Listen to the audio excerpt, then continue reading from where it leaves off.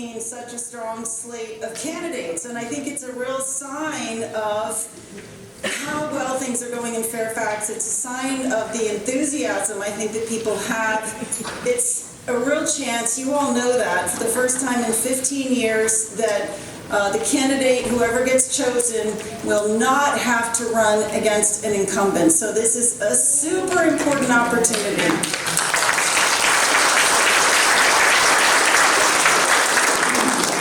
You also know, because it's a special election that's going to happen on September 9th, it's all going to come down to turnout.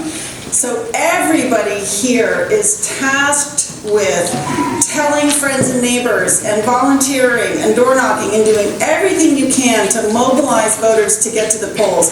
I am telling you, if we blow this, if we don't win this, it could be another 10 to 15 years before we get another chance. So super important, and we are blessed to have just such extraordinary candidates. So I'm super excited. I think you guys are going to really enjoy hearing from them.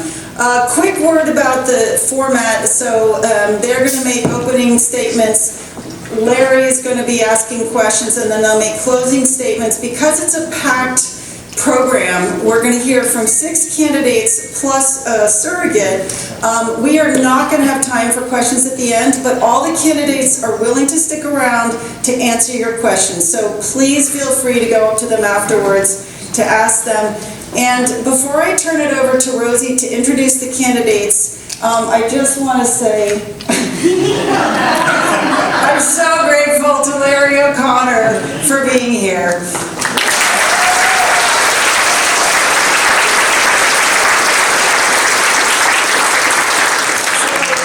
Without giving away his secrets, but he did come from a bunker far away to be here, and it was not Parkland's bunker. No, your own bunker. But working in this right now. But not in our neighborhood, so it was really generous of you to come all the way over here, and also just you've always done such an incredible job of covering Fairfax and being a voice for us. So we really, really appreciate that. Super excited that you're here. Thank you. All right, with that, I'm going to turn it over to Rosie Oakley. If anybody here doesn't know her, she is the vice chair of the Fairfax GOP, and she is also the chair of the 11th district. So she is the woman in charge of this upcoming election. So I turn it over to you.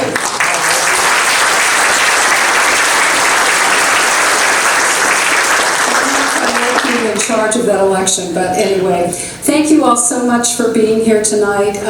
We have, as Katie said, fabulous candidates, and hearing from them directly is such an advantage over just reading about them, because you'll really see what they're all about and where they stand. I just wanted to mention a couple of things really quickly. The canvass, which is a firehouse primary, is Saturday from 9 a.m. to 4 p.m. at the Fairfax High School. And we're also offering early voting right here at the Fairfax Government Center on the other side in room 7 on Friday from 2 to 7 p.m. So you can vote either way. Friday, you don't have to have an excuse for early voting, but you bring your driver's license, and we'll be happy to see you. I do encourage you all to register early, pre-register on our website. Our website is 11, the number 11, cdgop.org. We have a bunch of these little slips of paper out on the front desk when you're leaving, if you didn't get one as you were coming in, which has the locations and the times of the early voting, as well as the primary on Saturday. If you pre-register on the website, it just allows us to streamline your voting. We'll have your name, we will have already vetted you, and we'll have a special line for pre-registrations. The deadline to pre-register is on Wednesday at midnight. And real quickly, we will have a very, very tight ship in terms of the election. Republicans believe in transparency and election integrity, and we're taking it all the way to this election as well. So please be assured that it's going to be very quick if you've pre-registered, but it will also be quick if you didn't pre-register. It'll just take a little bit longer because we'll have to do the paperwork. So no problem at all. But without further ado, because I don't want to take any time away from our candidates and Larry, I would like to just quickly introduce who the candidates are. Ken Reed here is going to be representing, stand up so everybody can see you. He's going to be representing Nathan Hedrick, who's out of the country. Over here on the end, Lucas Rand.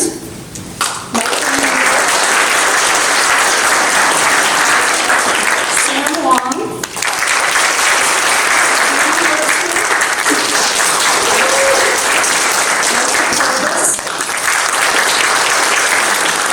And Stuart Whitson. It's going to be a great evening, and we appreciate you being here very much. Larry. Thank you. Hi, I'm Larry O'Connor. It's great to see you all. Honestly, thank you so much for being here. I know there's a lot you could be doing, although I know you're here because of the excellent air conditioning, and why wouldn't you be? I'll tell you, I've been in this area now for 14 years coming up next month, doing the radio on WMAL and living in this area, and thank you. And I can tell you, it isn't easy to be a conservative Republican in this area. You know that better than anyone else. But you do the hard work. You're here. You want to be an informed voter. You want to be an informed citizen of Fairfax County, of the Commonwealth of Virginia, and of this great country of ours. And that's what it's all about. And you keep pressing forward. And I can tell you that we've been blessed at WMAL to be able to grow our show and our station over the years. We're one of the most listened to radio stations in America, talk radio stations in America. And by the way, you know, they measure ratings and things like that, and we're never supposed to talk about it on the radio because I'm not on the air right now, so I'll tell you. You know, they measure in age groups for some stupid reason, because advertisers care about that. And most advertisers in radio want adults 25 to 54. You know, when was the last time you had a 25-year-old whose political opinion you really cared about? Other than the 20-year-old young man I met earlier tonight. Going to the University of Hawaii, because it's a smart move, brother. You know, for talk radio, and for the news talk format in particular, we aim at 35 to 64. Not only is that the most important, well-informed, educated, and frankly, prosperous demographic, so they can buy all of the things from Deep Carpet Cleaning, but also that's where you build loyalty. It's where you build people who will listen through the commercials to the next segment, because you want to hear what's coming up next, and you want to inform yourself, and you want to be smarter at the end of the show. Washington, D.C. is a phenomenal place to do what we do. And in our last several ratings months, the top 3 radio stations for that demographic of adults 35 to 64 are all news talk radio stations, including WMAL. It is the most informed, educated, and plugged-in audience, and that means it's the most educated and plugged-in electorate when it comes to news and politics and government. And frankly, it makes my job very easy. It makes your job very hard. Because these people know, if I may, they know when they're getting bullshitted. So, you're here so you can evaluate your best candidates for this job. And I'm so proud of you for coming out and doing this. And to echo what Katie said, it's going to take each and every one of you to bring about 20 other people to the polls. And it can be done. It has been done. I began my remarks by saying it's not easy to be a conservative Republican in this area. It's true. But the winning makes it a lot easier. And we've had a lot of winning so far. And the way we've been able to grow our radio station, I tell people all the time, is that I don't talk about party politics. And I don't talk about voting. I talk about issues that matter to people. When you talk to your neighbor, you don't say, hey, I'm a Republican and here's why you should be a Republican. No. You say, you know what matters to me? The books that our kids are reading in the library. Because I'm paying for that. You know what matters to me? The fact that these kids are graduating from our schools without being informed and educated, and then I have to hire them at my business, or they're the people who are voting in the next election. Where the hell is our money going? You talk about what matters to you. And before you know it, there's a lot more conservative Republicans out there than you think. They just don't know it yet. And that's where you're going to come in. We're all going to come in and work together, because this is such an extraordinary election. No matter which one of these incredible candidates ends up as your nominee, we've all got to work together and rally behind them. That's right. And I'm going to invite every single one of the candidates to come up and give an introduction to you, so you know who they are and where they stand. But we're going to begin with Mr. Ken Reed, who is, as we mentioned, standing in for Nathan Hedrick. He's going to get a little bit more time, because he will not be engaging in the Q&A. That's because I'm so scared of taking questions. No, I'm not. Anyway, my name is Ken Reed, and I want to thank Katie and Rosie and all you folks for organizing this debate. I live outside of Tyson's, and I'm a volunteer with Nathan Hedrick. His email, nhedrick@gmail.com, and he welcomes emails from me. Unfortunately, he arranged a trip with his 5 kids before this was scheduled, and he'll be back in a day or two, I understand.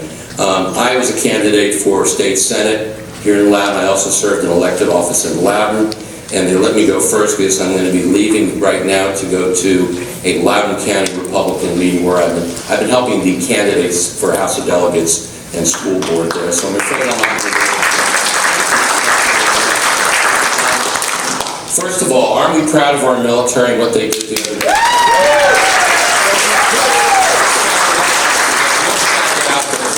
President Trump has negotiated a ceasefire between Iran and Israel. He negotiated that. That means a cessation of hostilities. And all the Democrats can do, like our junior senator here, is criticize and not even give any thanks to our military and what they did by destroying that awful nuclear facility. I'm sorry if I'm getting passionate, but I'm a Jew. I have friends and relatives in Israel, and we should give President Trump a huge thanks.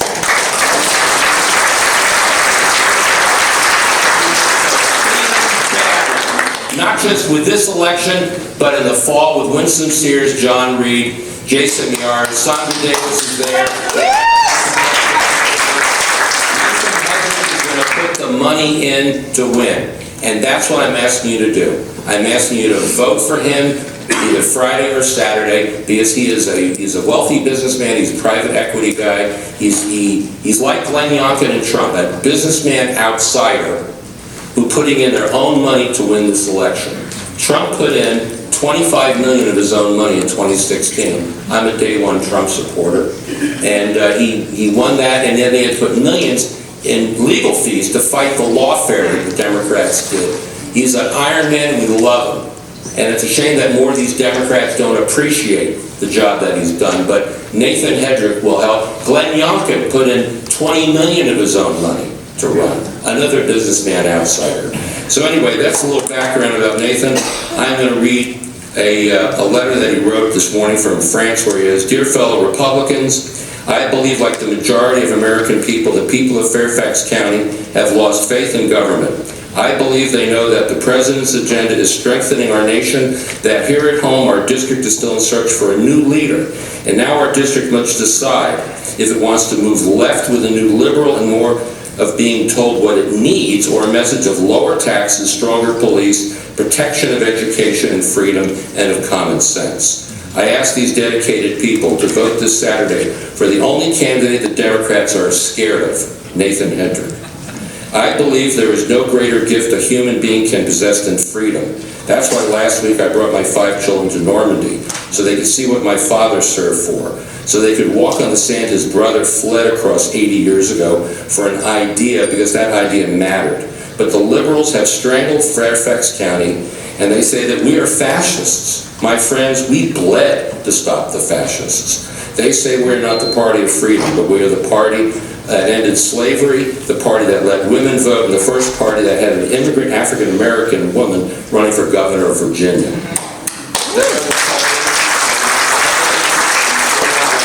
Mr. Byrne, Iran to have nuclear weapons. They want the highest car tax in the nation. They want to hurt our police. Lower our school ratings, let gangs and drugs roam freely in the streets. They can't hear your voice, but they sure want your wallet. The people of this great nation decided last year to end our perilous drift to the left and to restore common sense and safety and principles as our guides. A special election is a once-in-a-generation opportunity for one of the most hardworking, well-known districts in the nation to choose not to spiral further left toward becoming San Francisco, but to become the county where 1 in every 7 citizens of Virginia wants to live, is proud to work and vote together for common sense and freedom. Please vote Nathan Hedrick. Early voting begins Friday, and then also there will be voting Saturday. And again, it's a shame he's not here. It really is, and a lot of folks I know have come up to me, asking about that and everything. But let's face it, folks, it's time. I know we like to vote with our hearts. We fall in love with candidates. All these candidates are fantastic. They all support Trump. They're all conservatives. They're all going to do a great job if they go to Congress, but they do not have the money to win. And 3 of them have already run for different offices and have been trounced. In Fairfax County, it's Democrat. I'm afraid it's Democrat. Pat Harry to spend $1 million just to get reelected. He's the only Republican we have elected in this county. So please consider Nathan. My name is Ken Reed. Nathan's email again is nhedrick, HEADRICK @gmail.com. Thank you very much. And I speak.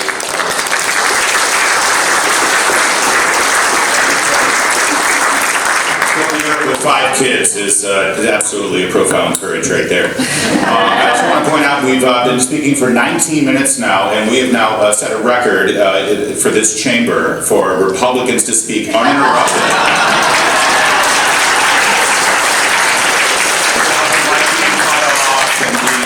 So that's impressive.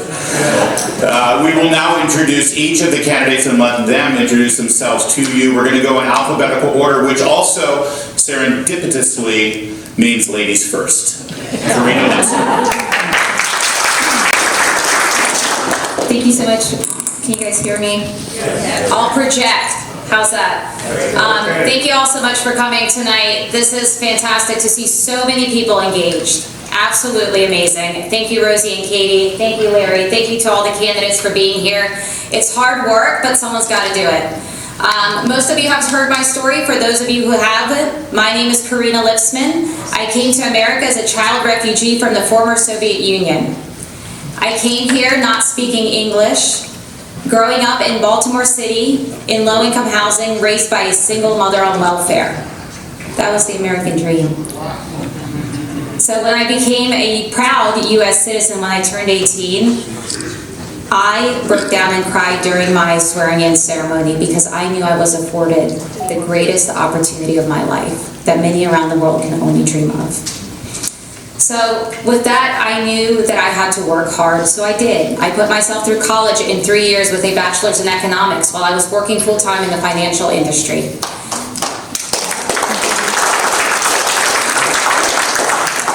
And I then built a career in national security, defending our country, while I earned a master's in engineering from Johns Hopkins University.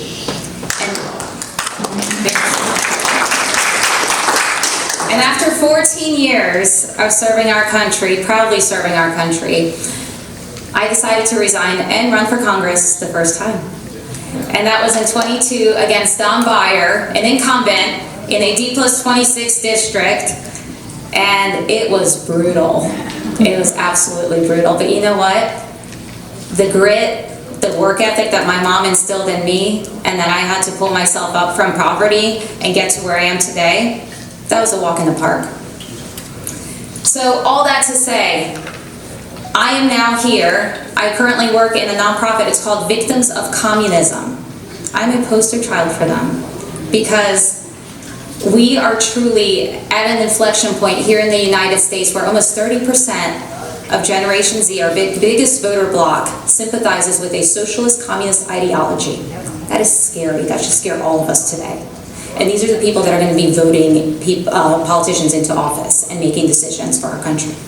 So this is a D+18, a little bit easier, but you know what? It's going to take money, absolutely right, but it's also going to take a message.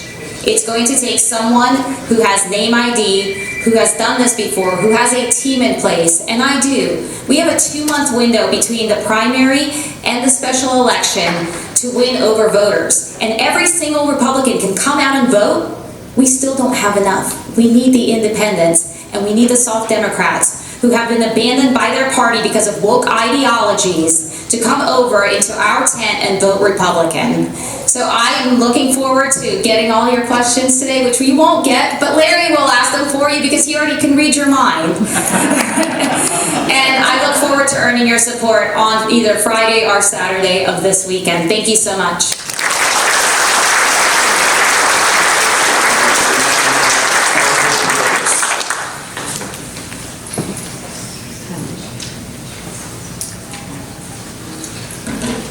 Good evening, everyone. Karina Lipsman and Arthur Purvis are not used to being 1 and 2 in an alphabetical list. And it really is nice, can you hear me okay? It really is nice to be at an event where there's more voters than there are candidates. I've been president of the Fairfax County Taxpayers Alliance for 27 years, and by the way, I want to acknowledge how impressive my fellow candidates are. I think they have impressive records and accomplishments, and it's very humble to be with them. Since 1995, I've run in 7 general elections, and 6 of them, if I had not run, the incumbent would not have had an opponent. It is difficult to run, but it is even more difficult to watch a tax and spend Democrat get a free pass. Winning isn't the only reason for running. Each election is an opportunity to expose the harm that liberal Democrat big government policies, aided by lackluster Republican opposition, have caused. Big government has ruined our food, ruined our health, ruined our health care, ruined our schools, ruined our family budgets, ruined our families. 40% of children are born out of wedlock, ruined our energy, ruined our immigration, ruined our law enforcement, corrupted our elections, and jeopardized our jobs with tyrannical lockdowns and vaccine mandates. There is no climate crisis. It's warmer, yes, but crisis, no. So let's bring down the cost of food by bringing down the cost of gas, by ending the alarmist war against fossil fuels, and full disclosure, a big chunk of my retirement is from oil. Rescue children from schools that can't even teach reading and arithmetic. And if you haven't learned reading and arithmetic by 3rd grade, you're going to be in poverty for the rest of your life. Instead of expanding Medicaid and chronic disease and mental illness by warning people not to eat our chemicalized food and not to follow the government high-carb, lean meat, low-fat diet guidelines that were co-opted by big food. Abortion. Abortion always takes a life. Keep it legal in the rare cases where the mother's life is in jeopardy, but never encourage it by calling it a reproductive right. It prevents reproduction.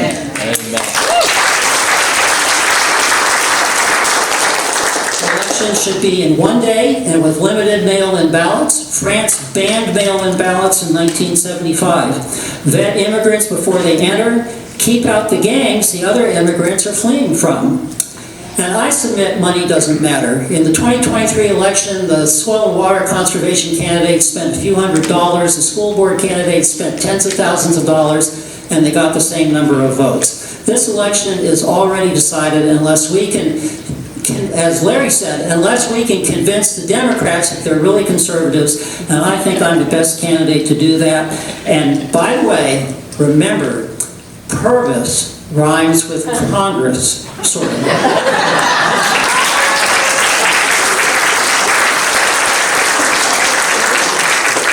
This is your second language, right? I just want to make sure. All right. It kind of rhymes. Lucas Rand.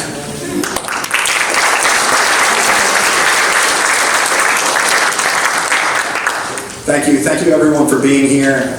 Myself, like many of these candidates up here, I come from a life of service. For me, that was 20 years in the United States Army. I'm a decorated combat veteran with multiple deployments to Afghanistan. So I am very excited. Now, If you want to know more about me, go to lucasrand.com and it'll give you my whole bio. What I want to spend the rest of the time talking about is what we can actually campaign on and what we can do to win this election. We've heard it time and time again that this is our best chance. Well, it's our best chance because on September 9th, there's only going to be 2 people on the ballot. God willing, with your help, it'll be Lucas Rand versus most likely James Walkinshaw. But what that gives us the opportunity to do is ask James and hold him accountable for all of the taxes he put in place in Fairfax County right here in this room. The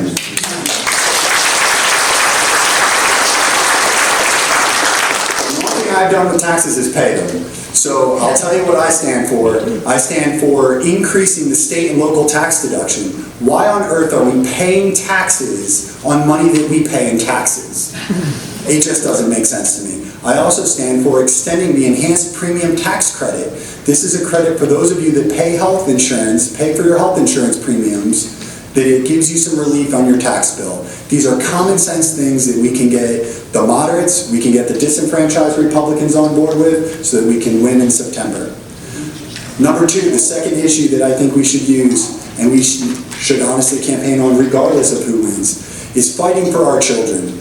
Julie Letlow, Representative Letlow, that's absolutely worth. Fighting for your children is worth fighting for. Representative Julie Letlow has legislation going through right now. It's called the Parental Bill of Rights. And what that does is that allows us to give parents, it enshrines their right to know what's in the curriculum for their students, for their children. It ensures that parents can meet with the teachers so that they know what books are in the library, so that they know what's being taught. And then listen, this doesn't have to be a divisive issue. If you look at the bill, all it's saying is that you get to know so you can make an informed decision. This isn't about ideology. They can teach their kids what they want in their homes. I'm going to teach my kids what I want in my home and in my church. And let's leave math and science and social studies for the school. I think that's something that can... Finally, to wrap it up, how many of you know about the FBI headquarters that was supposed to go to Springfield? Yeah, absolutely. Does anybody know why it didn't? Democrat. No, specifically, it didn't go to Springfield. Corruption. Because of corruption. Because the political appointees put their fingers on the scale to make Greenbelt, Maryland win because they had a financial interest in the land that the government would have to buy in Maryland. I think using these 3 issues, we can absolutely win this election. Lucas Rand, lucasrand.com. Thank you.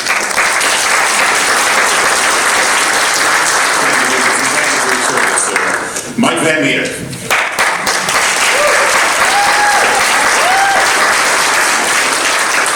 Hey everybody, my name is Mike Van Meter, and thanks for coming here tonight. This is a nice place. Is this where they make all the bad decisions right here?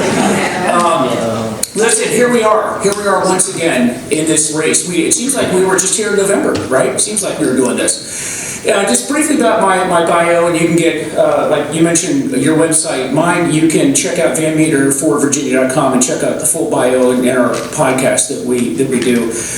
I started out life as a Navy helicopter pilot for 8 years. It was in the first Gulf. It was before all the other stuff that happened. So I did that for 8 years. Happy birthday, Army. I love that. Great. I've got to point out, though, that the Navy's technically older than the Army because in the book of Genesis, in the book of Moses, there's a man named Noah. He called it an ark, we called it a warship. And we went out on a 40-day deployment, but we would go out for 6 to 8 months before we did that. So, happy birthday, Army. And speaking of our military, has this not been fantastic, what we've seen?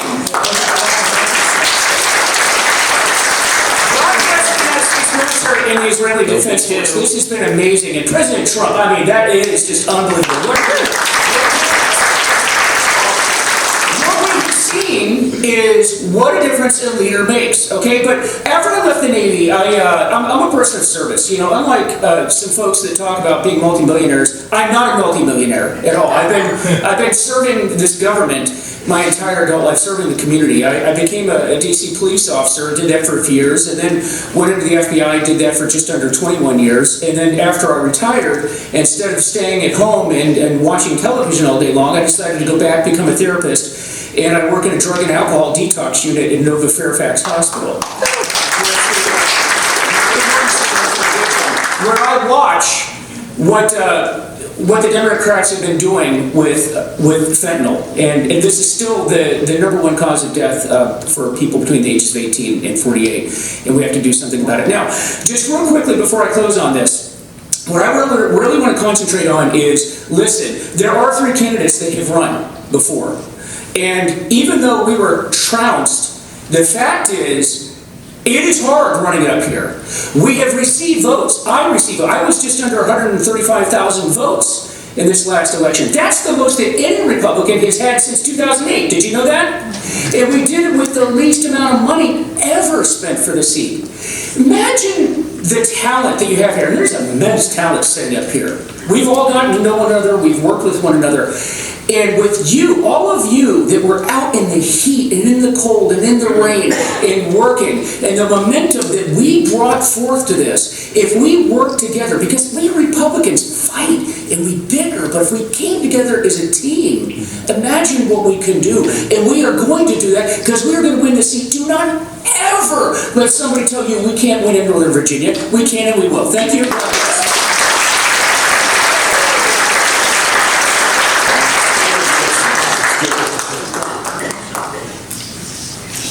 All right, good evening, everyone.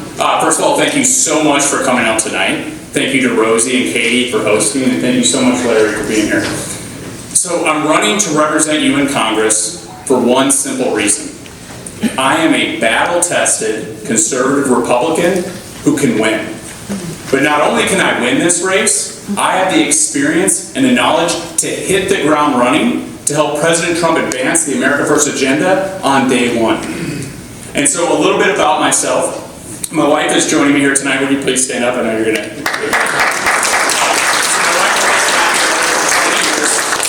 We've been married for 20 years. We have 5 school-aged children, so 2 in high school, 3 in elementary school.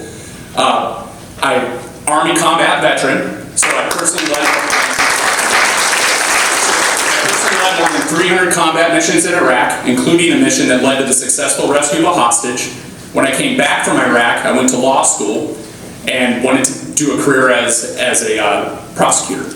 And so while I was in law school, going full-time, I worked full-time as well as a prosecutor on the side and prosecuted more than 40 cases putting bad guys away. But when I got to the end of law school, I found another opportunity, and that was with the FBI. And so I left law school, I joined the FBI, and I worked counterterrorism. And so for me, being a ground soldier in Iraq, it felt like a natural extension of what I'd done. I was fighting the same enemy, but just in a different way. And so I went to the FBI. I was out in Phoenix, Arizona is where they assigned us. It was our 17th pick, which is kind of how it works. So we landed in a great spot. I served out, so the first ISIS claimed attack on the U.S. homeland. I was the lead investigator following that investigation, put that bad guy away, stopped the bombing of a strip mall. I also served on the SWAT team out there, did high-risk arrests with Mexican cartel members and other folks on the south. So I know about the violence that can come along the border, especially when you have a wide-open border. I then came out to D.C. area, to Tyson's Corner, where the National Counterterrorism Center is. I was brought out there, where I helped stand up a unit focused on Iranian-based threats, so Hamas and Hezbollah, and I also worked other ISIS-type cases. When Biden got elected, the Bureau kind of felt a little different. And so 2 months, you may have noticed, but 2 months after he was in office, I left, and I joined a conservative think tank. And so for the last 4.5 years, I've been fighting in the trenches across the country and on Capitol Hill to advance conservative policy.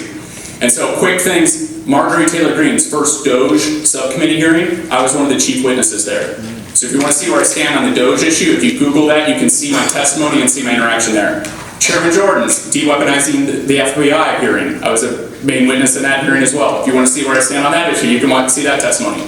Again, being in this realm for 4.5 years, I've published more than 40 articles on why I think DEI is destroying our country, why I think we have to have election integrity. If we don't get our elections right, then nothing else matters, right? And so I've been doing that for 4.5 years. There's no surprises where I stand on any issue. But again, the key is, on day one, I know how to get things done.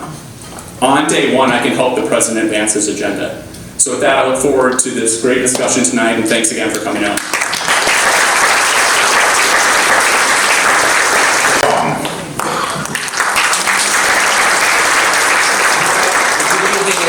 My name is Manuel San Juan, and I think our country is going the wrong direction, unfortunately, and that's why I decided to run. And seeing that our country is at war again, that there's crazy spending, it's too expensive, and that there's MS-13 in our schools recruiting and threatening our children.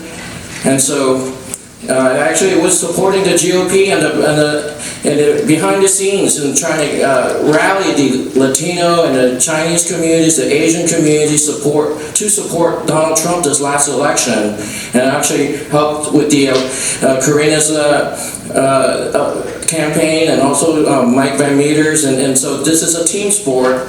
But this time around, I thought that there is an opportunity for all of us to win because, we have a better message than the Democrats who just say Trump bad, right? So we're the logical choice versus the emotional choice. And I think that, with this time and space, we need the best qualified candidate, and I'm here to be that person. So a little bit of my background. I'm a 28-year Army veteran that just retired a year ago.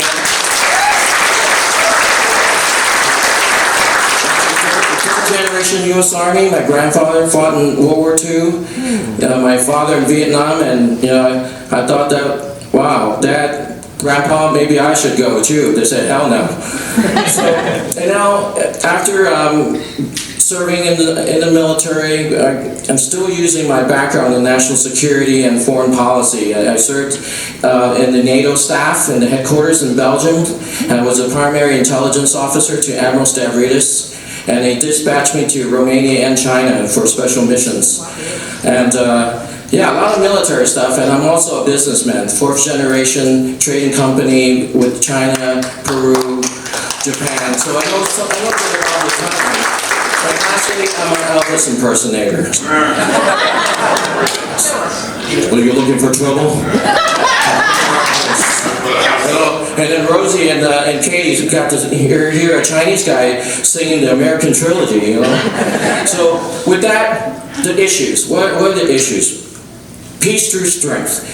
And right now we need it more than ever to support our Commander-in-Chief, Donald Trump, and supporting our troops. I led troops in Iraq and D-Day. I was a company commander for 267 soldiers, and in 2003, and we all came back home. That was the most important mission, to bring everyone home, your sons and daughters.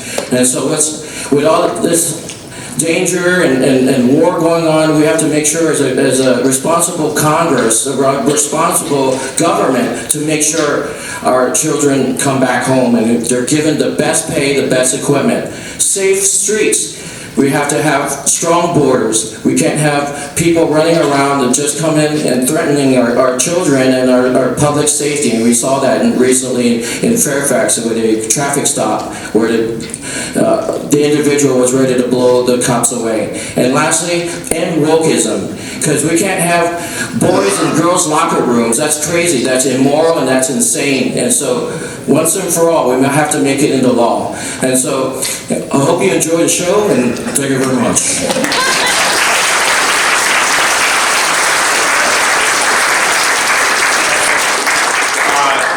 Another record broken 30.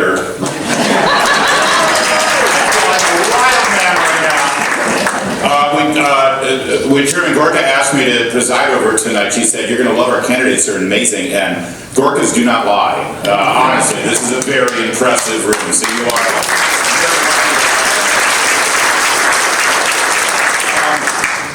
Now, what I'd like to do, I often, if you listen to the show, I always complain that for some reason it's been decided that someone with a good haircut and has the skill of reading a teleprompter is suddenly gifted to moderate a presidential debate. It's like, what skill set do they have?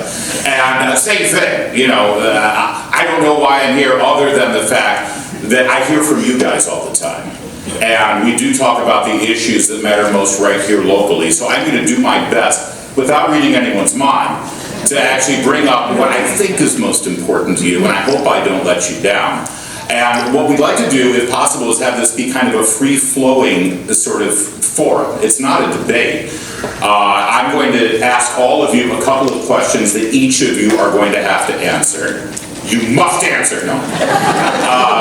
And then I'm going to fashion some questions specifically for each of you. All right, and if you're really passionate and I didn't ask you the question and you really want to jump in, just let me know and I'll let you chime in as well. Is that all right? Sound good? We're just making this up. So the first question, we are going to get into a lot of topics, and I'm going to resist the urge to focus on foreign policy and national security because it's so much in the headlines right now. And we're going to hit a lot of policy issues and a lot of fundamental values and principles that you believe and stand for that will, I think, communicate to the voters in this room how you will represent them in Congress. But before we get to that, I'm going to ask a basic, crass, just bottom line political question. Because of the extraordinary nature of this election, what is your overall strategy to win this damn thing? And I want to go right down the line this way. Go ahead. And yeah, no, at this point, if you can stay, you can stand though and use the hand mic. It's karaoke night here. All right, can you all hear me all right? Yes. All right. This is exactly what I was talking about when I did my intro. I really wanted to spend the time talking about what it is we can do to win. You guys can look me up, we can talk about that, we can chat about that, but what we need to do to win is focus this on 3 specific issues. We need to focus it on taxes and holding the Democrats accountable, holding James Walkinshaw accountable. That starts happening on June 29th, right? You can start that on June 29th. We can start running ads on this date, he raised this tax. On this date, he raised this tax. And we can run that down the list, and that'll happen every day all the way up until the election on September 9th. The second thing is the Parental Bill of Rights. Listen, the informal polls I've heard was that that's a 60% issue across the spectrum, Republicans and Democrats. People actually care what their kids are being taught, and it really doesn't even matter what your political leanings are. So that is something that we absolutely have to push forward, is that Parental Bill of Rights, and let parents know what's being taught. We have to. And then finally, the third thing is jobs, the economy, right? It's the economy, stupid. It's the reason that we have all of these disenfranchised Republican voters is because of the Doge efforts. Some of them were very good people who served their country well, but unfortunately we just didn't need their position anymore. So how can we show that we still support them, we still support the service that they've given to this country, other than by bringing a federal institution into our district? It's good for our district and it's good for their people. All right, thank you. All right, thank you. Hey, so listen, you probably already can tell that if you went down all the issues, we all agree on all of them. As somebody that has run for this very seat, here's what I'm going to tell you about how we're going to win this next time, all right? I told you that we had just under 135,000 votes. That's the most of any Republican for this seat since 2008. We did it with a couple of people working the campaign, almost no money, and still had that success. The Democrats are a unified front. They are a team. They are very passionate about ruining this country. You all, likewise, are very passionate about saving this country. But the Democrats get involved. It's their religion, can we be honest? We believe in God, they believe in the party. But what I'm going to ask you to do, because as Karina said, this is a very, very tight window. 2 months. I have run, 2 other candidates have run before, and if we had a dime for every person that came up and said, hey, do you know what you should do? You should do this. And I'll say, great, so you're going to take that for action. Well, I'm kind of busy. I can't put that on my calendar. No, everybody in this room has great ideas, and we need it on the team. Bring it to the team. Donate, even if it's a small amount. We Republicans actually don't donate a whole lot of money to candidates. They donate a lot. The money, bring it in. If you have a lot of money to spend, like some people talk about, then bring it in and bring your talent, and that's what we need. Because it's not going to be the candidate that wins the seat. It's going to be all of you winning the seat, and we're going to do it, and this is going to be great. Thank you. I should have emphasized in the question, this is a 66 to 33% Democrat to Republican district we're talking about. So keep that in mind as you discuss your strategy.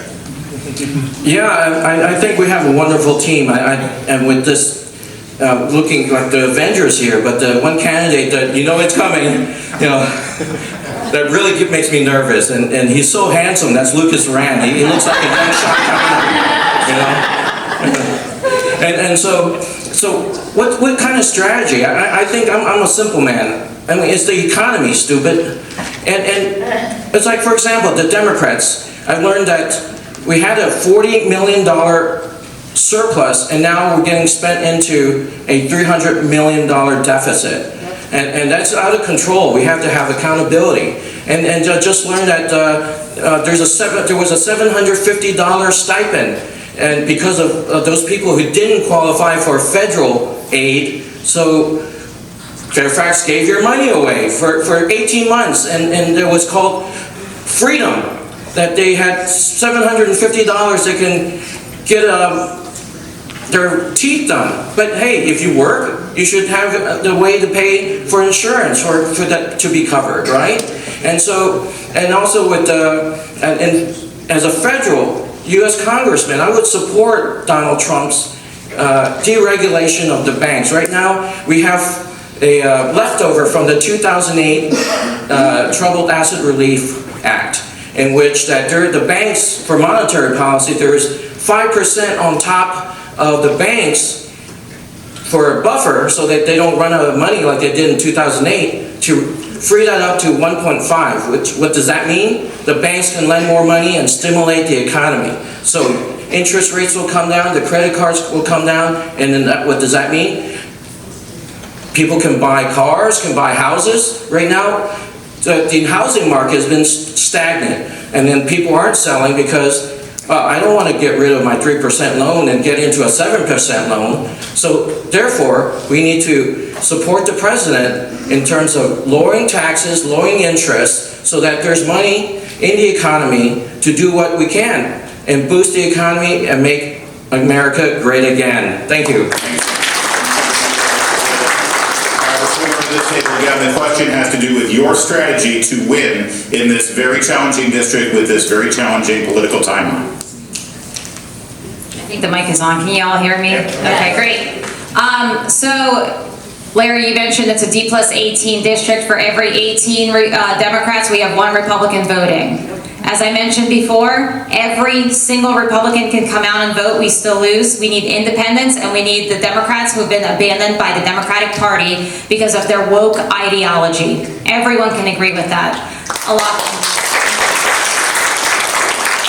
So as someone who's run before, I understand how challenging this is. I truly do. I ran against an incumbent. This is an open seat. It allows us an opportunity to actually take the reins and create the narrative. We are not going to get this opportunity again in a very long time. So we need to seize the opportunity. The Democrats have 10 candidates that are running in their primary. Do you know how much money they've already spent amongst themselves? Over $3.5 million. Yeah, that's a lot of money. Can you imagine how much they're going to spend on the Republican? A lot. So, how can I win? So, when I ran before, I got independents and I got some Democrats to vote for me. How did I do that? By using my story and my background to empathize with these communities. These communities have been forgotten by Republicans. No one goes there anymore. We need to get those communities back into the tent, just like President Trump did during his election. That's why he was able to win. Another thing, raising money. Raising money allows you to get your message out there. So I'm the only candidate up here that looks like me, sounds like me, has a story like me, and chose to be a Republican and not a Democrat. And that, ladies and gentlemen, is the Democrats' worst nightmare. Thank you.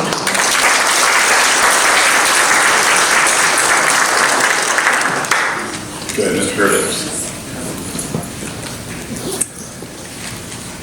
Hi, everyone. So my strategy is to attack the Democrats' beliefs head-on and specifically, to challenge them in a way they've never been challenged before. So on my palm card, the first thing, there is no climate crisis. Democrats need to hear that. I was in a Jerry Connolly town hall and he pre-registered questions, and my question was, what evidence do you have of a climate crisis? And so when they got to Q&A, they said, well, answer the questions that were pre-registered. They skipped my question. Then I raised my hand in the Zoom window, and they said, now we'll take the questions from the people whose hands are raised in the Zoom window. They skipped me a second time. I had my question in the chat, too. And then they said, now we'll take the questions from the chat. And I had my question in the chat, and they skipped that, too. They have no evidence of a climate crisis. They have tons of evidence that it's warmer, just go outside. But they have no evidence of a climate crisis, and it is the club with which they have been destroying our household budgets by raising inflation, by raising gas prices. I can't get through the whole list, okay? They say public schools are excellent. Oh, excellent for some, but I say public schools perpetuate poverty and have been doing so for maybe a century. They say more money will improve schools. I say more money will perpetuate more poverty, and the thing that will improve schools would be competition. They think 45-day election periods and unlimited mail-in ballots is wonderful. I say it enables election fraud. They say have open borders. I say vet immigrants so you keep out the gang members that the other immigrants are trying to flee from. And the one issue that nobody's talking about, and perhaps the most important issue, is how our chemicalized food and those bad nutrition guidelines have created an epidemic of chronic disease. Yep. The government spends, time's up. That is bankrupting the government.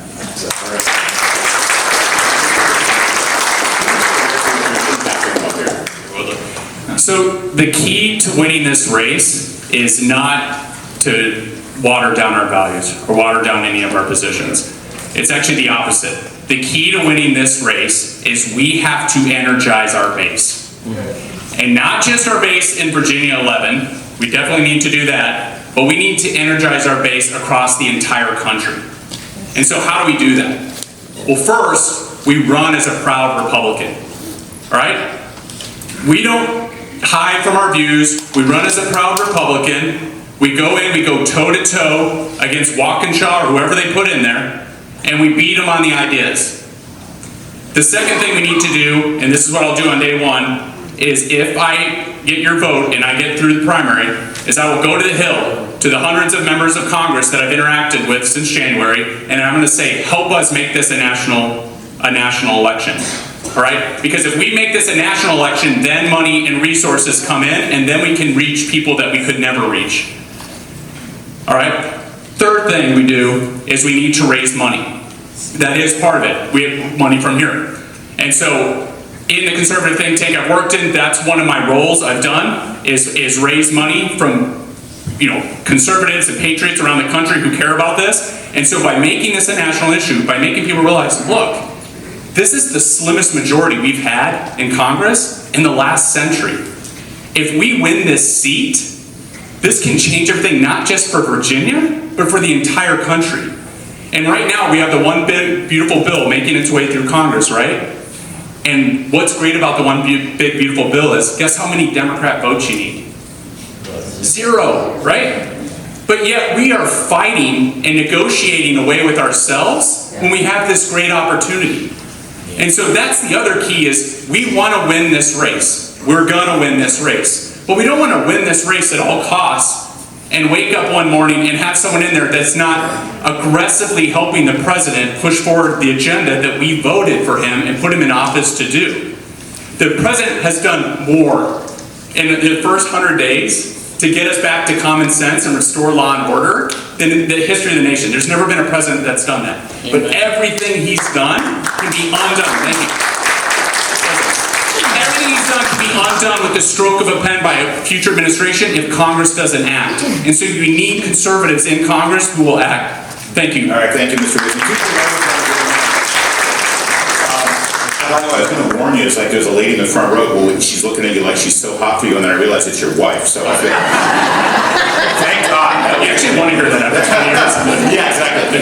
Mr. Whitson, you said that you testified before the DOJ committee. I guarantee you, should you be the nominee, the ads will superimpose Elon Musk's face over you. You'll be driving in your Tesla to your rocket ship and flying to Mars. And add you directly to him and claim that you're responsible for Virginians in this district losing their job. How will you respond to that attack? So the response is simple.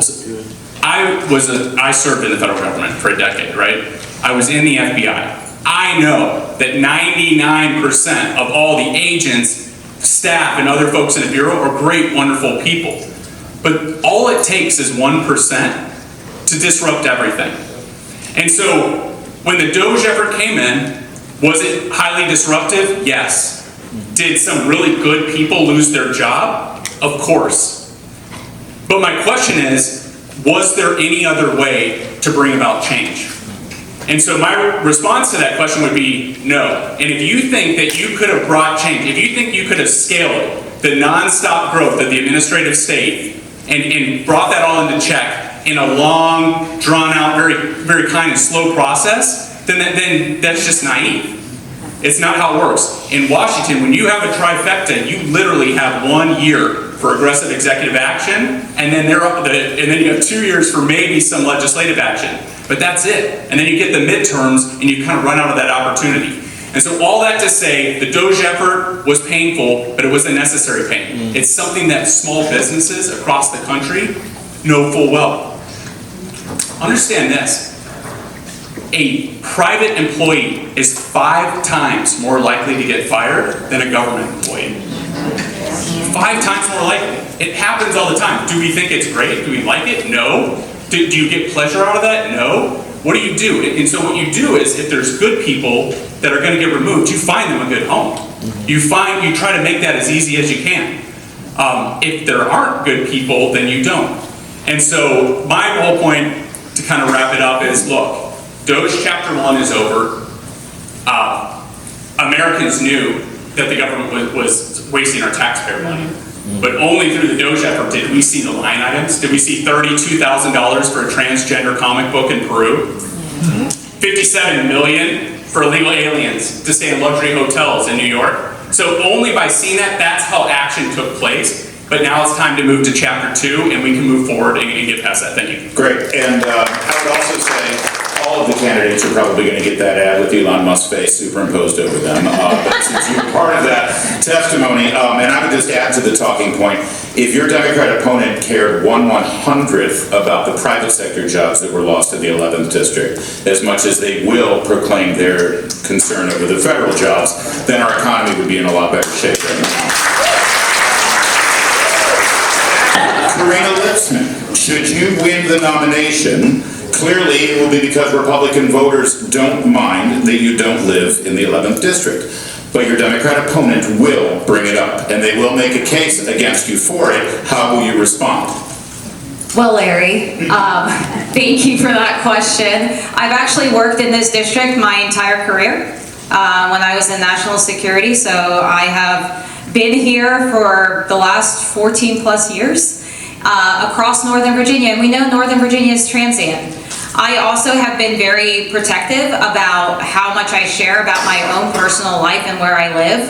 I have since relocated, and I say that only because during my first campaign, I've had stalkers, and it's not pleasant for a woman to walk home by herself and then have people waiting at her door.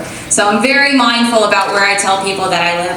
All that to say, Northern Virginia deserves someone who represents all of us. It doesn't matter where you live. We all feel those same pain points. We all have the same issues with education. We all have the same issues with taxes.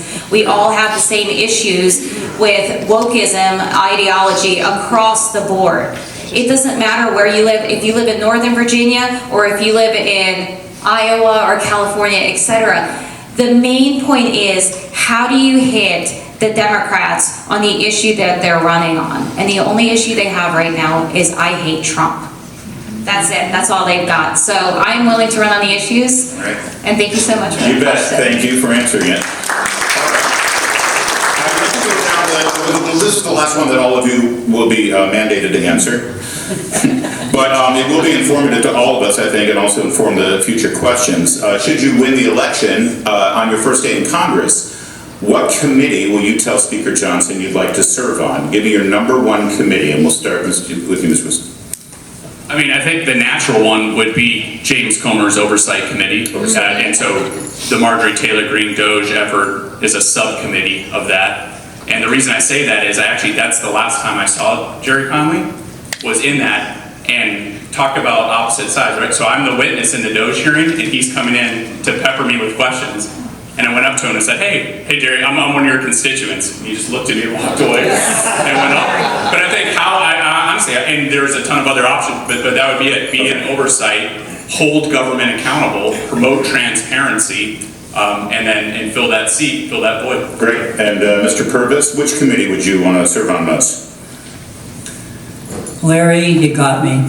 I don't know the name of all of the committees in the House of Representatives, but I can tell you that what the two topics that I am most concerned about, I bet you can't guess. Environment and climate change is one, and then whatever committee interviews RFK Jr., I want to be on that committee too. All right, well done, thank you. Definitely appropriations. We talked about this on numerous occasions. Stop government spending and keep the Doge mission alive. Excellent. All right. Mr. Wong. Intelligence Committee, of course, and the Foreign Relations Committees, because one thing, I want to protect the country.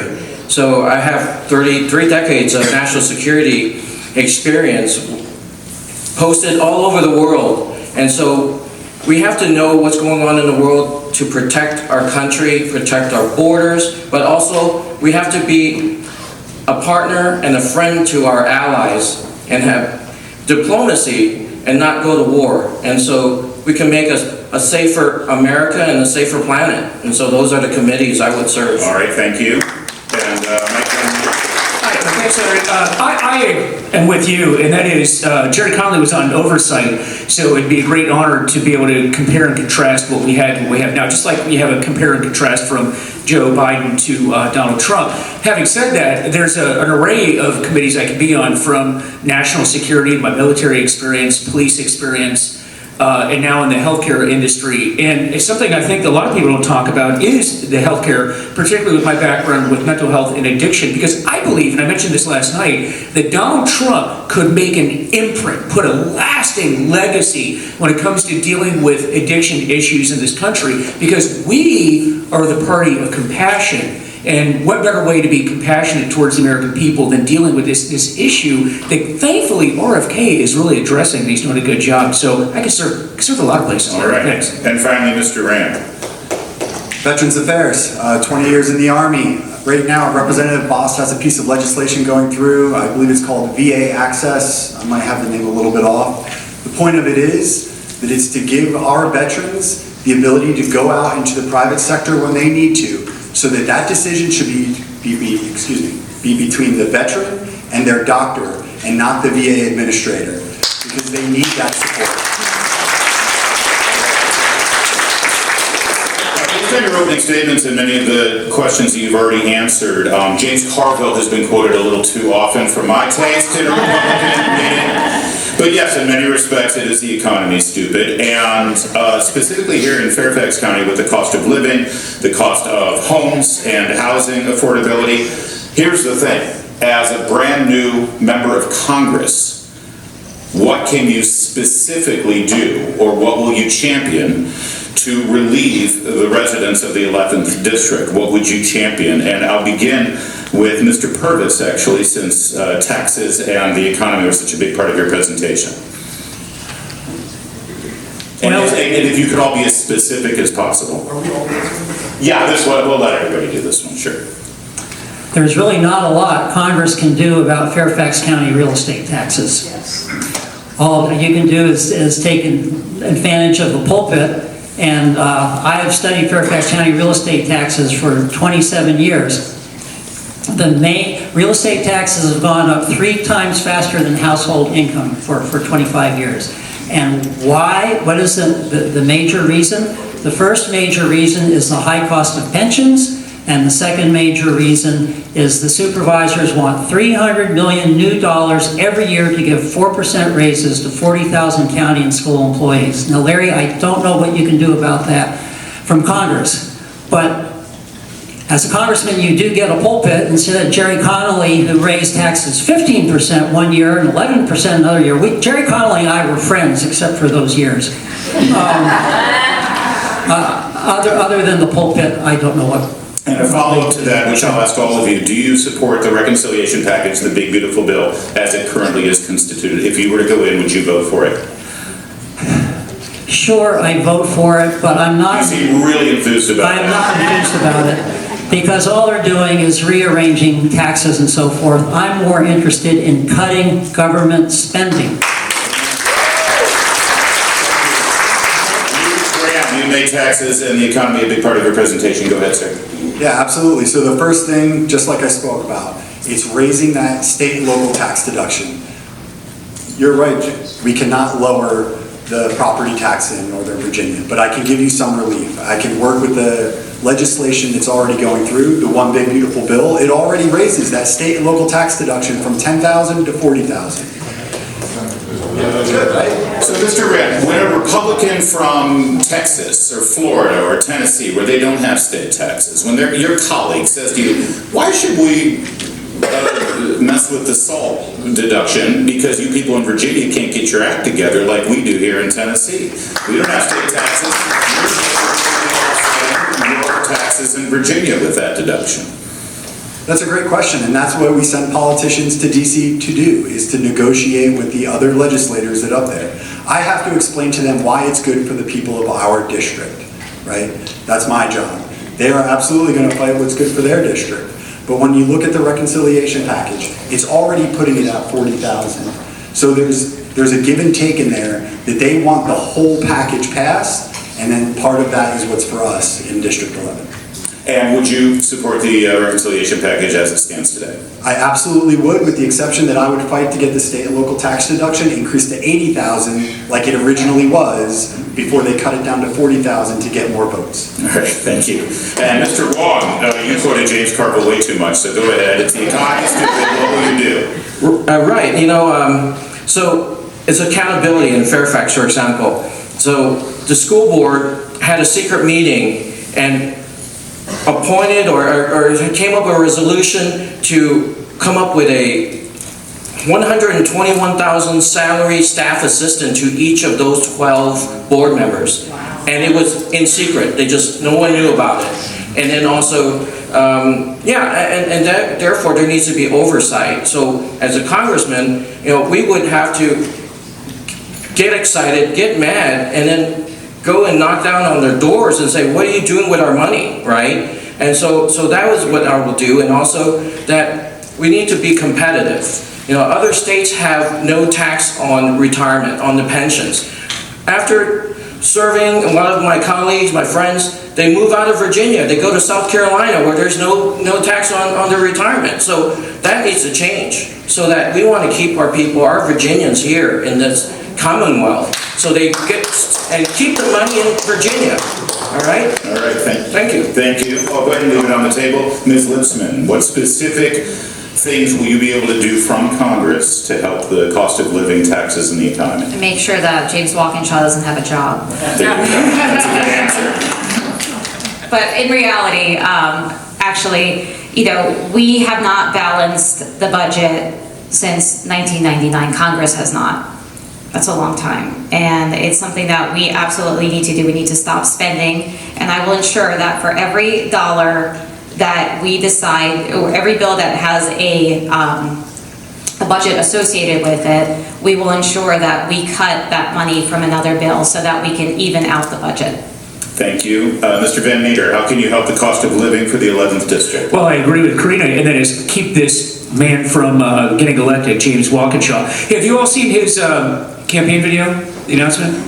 Yeah, he said he has his children there, he brings them into the fold, and he says, I want to be your congressman so I can keep Fairfax County, keep it affordable for my children when they're young adults and they're going to have, go check it out. It is unbelievable. You know, you just look at the history of people and you know how they act. I'm going to take a little different tack, and that is this. Look, I've worked for the federal government most of my adult life, and now I work in the private industry. If any of you ran your business the way the government runs their business, one, you'd be prosecuted, and then you'd be out of business. Any person in this room that has worked for the government or has been in the military knows that the amount of waste is tremendous. Doge came in here, made these lightning cuts, and I agree with that. But we have to continue that on without using sort of those tactics. We need to reward cutting spending and reward efficiency. When I was in the military, many of you were in the military, and the FBI did the same thing. You come to the end of the fiscal year, right? What happens? All year long, you're saving money, you're saving money, you're saving money in case you need it. You get to September 29th, what happens? Or when you get into September, spend. We flew around the clock in the FBI to blow through ammunition, go on operations, whether you needed to or not. We all have done that. If you did that in a business, you'd be prosecuted. But we don't reward being good in government. So we need to balance the budget, and we need to think differently. Effectiveness, efficiency, and by God, reward efficiency. Because your family has to live in a budget, and this government needs to do the same thing. Thank you, sir. So, in the U.S., we don't have a revenue problem, we have a spending problem, right? And most of the money we're spending isn't being done by Congress, it's actually being done by the executive branch. So President Biden, in the 4 years in office, spent more than $1.7 trillion of your money through executive fiat, through the stroke of a pen. He unilaterally forgave student loan debts. He unilaterally increased food stamps by 20%. He didn't go to Congress and say, hey, I'd like to do this, because that would never happen. They would have never voted for it. So he just did it with the stroke of a pen. He pushed forward what he called a Medicaid streamlining rule. And basically what it did is it made it really hard for states to kick people off Medicaid who aren't legally entitled to be on the program. So illegal immigrants, people that are claiming benefits in 2 states at the same time. And so, and what does that do? Yeah, it wastes a lot of money, but what does it also do? Is it takes those benefits away from the truly needy, the people that it's designed for, right? And so, how do you fix that? It's simple, the REINS Act. And so the REINS Act is the regulations from the executive in need of scrutiny. It's been around for a while, but basically the idea is this. If a federal agency wants to spend $100 million or more of your money by passing what they call a new rule, they have to get Congress to pre-approve it. And so what do we all know about Congress? Is it hard to get something done in Congress? So what does that mean? It means it's going to be really hard to get a really costly rule to go forward. But at the same time, we can improve the REINS Act and make it not apply to deregulatory action. So the REINS Act that's been around the whole time, if you want to get rid of a costly rule, you have to put a costly rule, and so the old REINS Act will apply to that. But what I've helped work on personally in the trenches is to create a new version that says, you know what, that doesn't make sense. It should be really easy to deregulate, but really hard to create new regulations. And so when you put that in place, it sets up a ratcheting effect.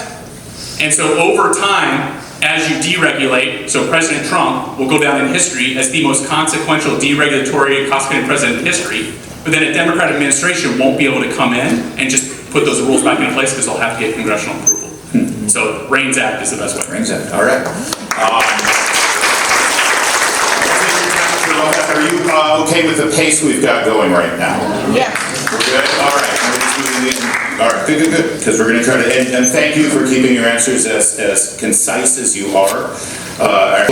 Because when you run for office, should you be the nominee, you will be the first candidate for Congress in decades who will be running with a completely secure southern border in the United States.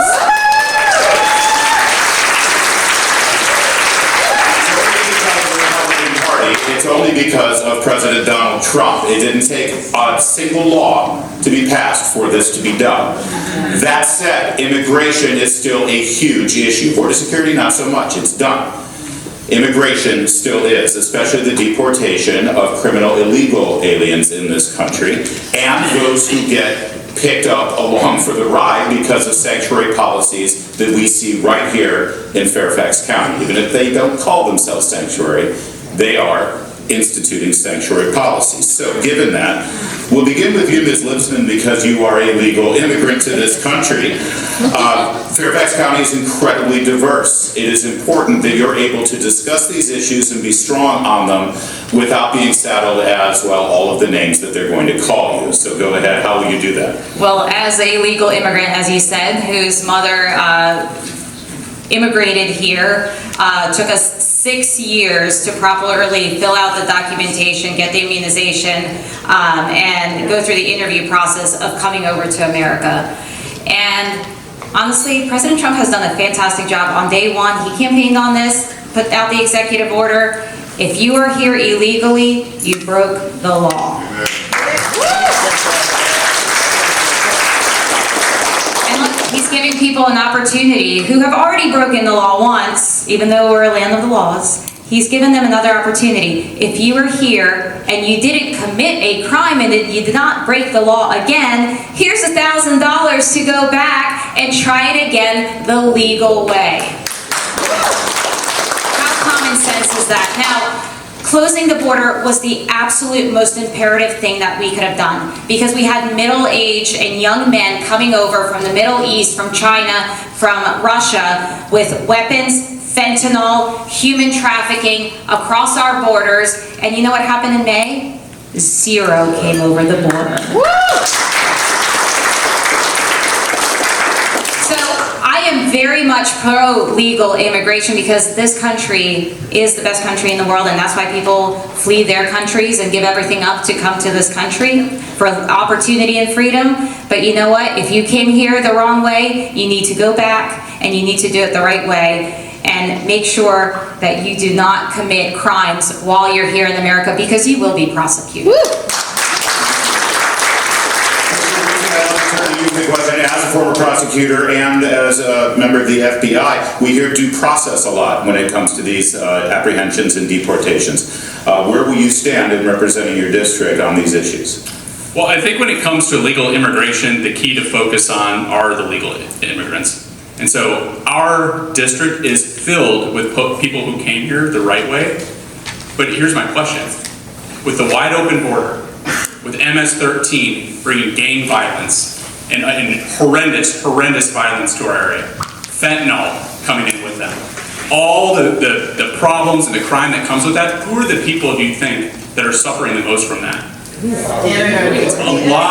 lot of legal immigrants in our community are suffering from that. Do you think they're going to be super vocal about wanting to get illegal immigrants away and stuff? And so the point being, there's a lot of issues we have where more people agree with us than we might think. And so we don't want to walk away from those. We just want to say, look, we want to be compassionate. There's never a reason to be cruel to anyone. I was an FBI agent. As you were saying, I literally interrogated ISIS guys, horrible people. But I never treated them with disrespect when they were there, you know, in your custody. And so they're just, and so if you can treat someone like that with respect, you can treat anyone. And so that's how you have to approach the problem. And so short-term solution is simple. You got to close down the border, period. If you don't have a border, you have nothing for a country. That's the definition of sovereignty. So that's day one. You start that president's already done that, so no more problems come into the country. Problem to solve number 2 is going after the most violent folks first, right? That's the biggest threat, and so you have to deal with that. But there is a longer term solution that we can look to. I'm open to so this is something you can't do through reconciliation. It would be something that would be very hard to get past, frankly. But I would be open to talking to folks on both sides of the aisle and saying, can we take our immigration system and move it to more of a merit-based system? And so right now, and I would never apply it to people that are already here. So people who've already legally immigrated here, this wouldn't apply, you know, that it would just become, you know, active going forward. But the idea would be, going forward, does it not make sense to bring the Albert Einsteins or, you know, a really smart person from India that can come into the country and bring all this value? Shouldn't they be at the front of the line versus someone just because they're a brother or sister of someone that migrated here. And so I would be open to that. Thank you, Mr. Woodson. Mr. Van Meter, your law enforcement background as well as dealing with drug addiction, I think, affects the immigration and border. You can speak from the... Oh, actually, you know what? I want to come stand next to you. I want to stand next to you. Van Meter. All right. Well, you know what, and I'm going to dovetail on something that Mr. Woodson just said, and that is that we love our illegal immigrants, don't we? Of course we do. I'm right into a family. If you come here illegally, we love Karina. Hey, listen, you come here legally, but if you come here illegally, you've committed a felony. Yes. Right? Yes. And if you're a prosecutor, or if you're an elected official, and you refuse to enforce the crimes, that's a crime. And the fact that you're an elected official does not exempt you. There's a charge that's called misprision of a felony, and that itself is a felony, and they need to be charged and convicted as well. You're not above the law. Now, why is this important? The number one goal, really what it boils down to, when you think about what the number one goal of this government or any other government is what? Your safety and security. Everything else, if you think about it, is secondary and tertiary to that. After all, if you're assaulted tonight, or if you're stopped, you call 911. Who is that? The government, right? You say, well, I don't like 911. I think I'll call Walmart, right? I'll call Target. That's not how that works. You're calling the government. The government is the only authority that is responsible for your safety and security, and we have to get back to that. Now, you asked about drugs and alcohol. I'm the only candidate, I may be the only person in Congress that has done some of the jobs that I've done. I was a DC cop in the mid-90s during the crack epidemic, and I work in a detox unit now.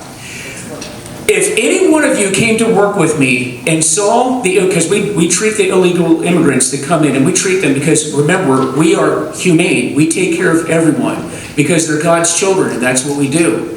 And if you see the women in particular, some of the men, but definitely the women that come here that have been smuggled in, which I deal with every single week, and they speak no English, and they're not only illiterate in English, but they're illiterate in their own language that they have, and they have been repeatedly, in some cases hundreds of times, sexually abused, and they are trafficked by people, and they're horrendously addicted to fentanyl. And if you've ever met a fentanyl addict, you're done. You're not working, you're not going to school, you're not doing anything. And it is a human tragedy, and that last administration caused it. Jerry Connolly was a part of it. Walkinshaw will continue it, and we're going to end it.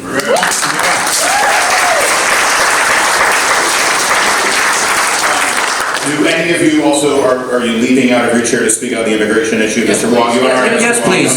So my dad fled communism, fled China to come to America, and then all he had was a green card, and he still got drafted to Vietnam. And he said, you know, he was in front of his company commander at Fort Bragg, and said, hey, Wong, you want to be an American citizen now or after coming back from Vietnam? He said, hell, I'm going to be American if I'm going to die and come back and have a chance to be buried with the honorable soldiers in Arlington. And so that's the message, that people around the world want to be Americans, but we want to separate ourselves from the bad people. And so the Latino communities, the Asian communities has asked me to say, hey, you know, there's a lot of bad people out there. We want to differentiate ourselves from them, and they want to join the Republican Party.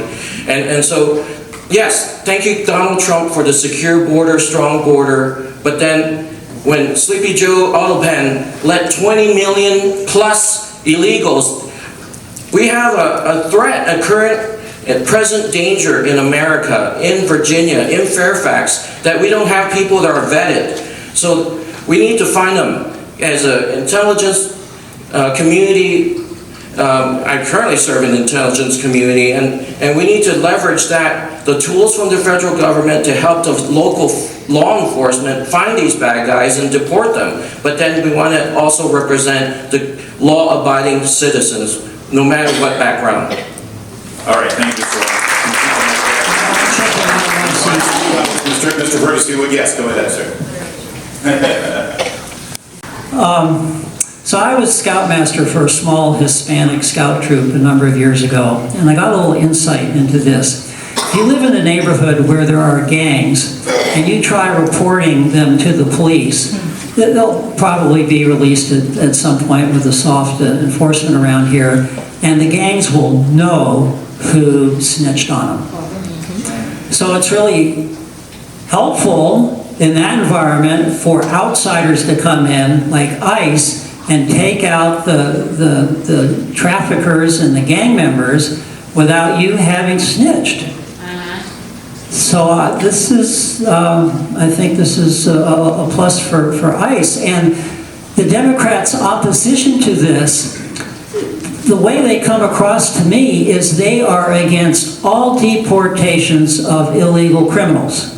You know, they don't say, well, yes, you're right to deport a sex trafficker, but just make sure you do this or that legal procedure. They ignore that. They just object to the whole deportation process, and they really come across as wanting to keep gangs in this country, and I think we could get them on that. All right, thank you. Mr. Rand. I think we can all agree that the Republican Party is the party of law and order, right? Yeah. Right. The Republican Party is also the party of immigration, legal immigration. When you put those two things together, you get ICE. And as your legislator, I would make sure that ICE is fully funded and fully staffed so that we can enforce the laws of our country. The beauty of immigration is that it's a black and white issue. You are either here legally or you are here illegally.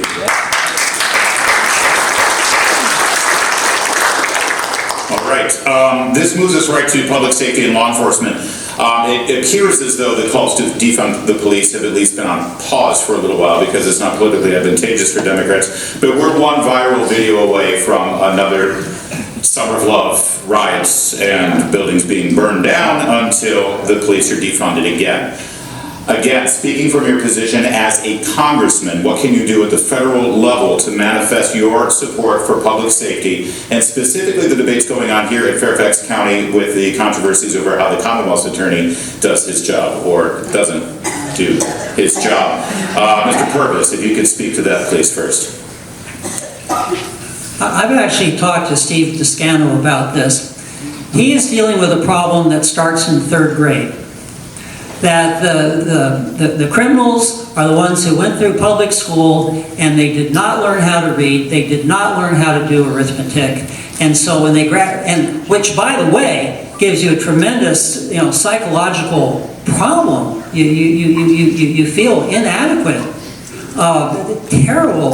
What it does to you, not being able to read, does psychological, emotional damage.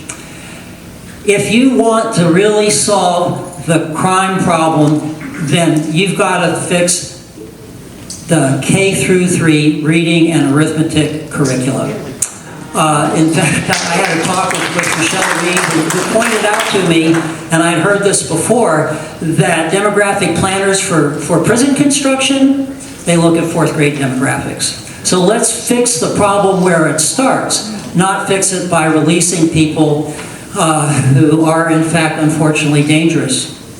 Okay, and Mr.